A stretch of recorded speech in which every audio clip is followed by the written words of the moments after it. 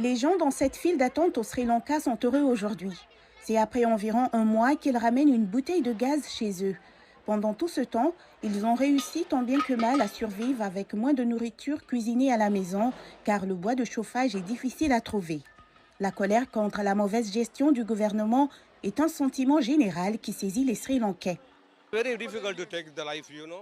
Très difficile de vivre la vie. Jour après jour, tout le monde souffre, jeunes comme adultes.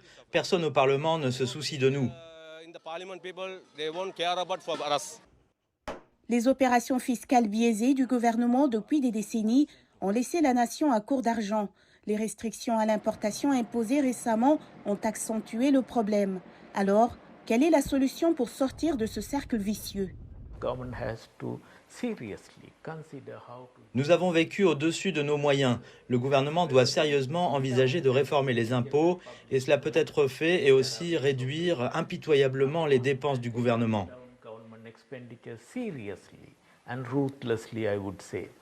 Mais comment le gouvernement va-t-il réellement réduire les dépenses?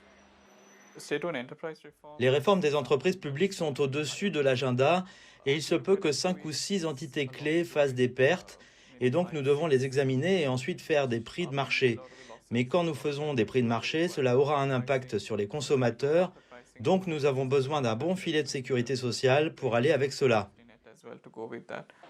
Selon les experts, une autre source de génération de revenus consiste à introduire des réformes fiscales.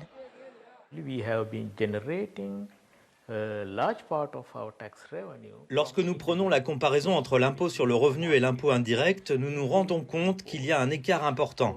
Nous générons plus de revenus grâce aux impôts indirects. Nous devons changer cela et introduire des impôts directs.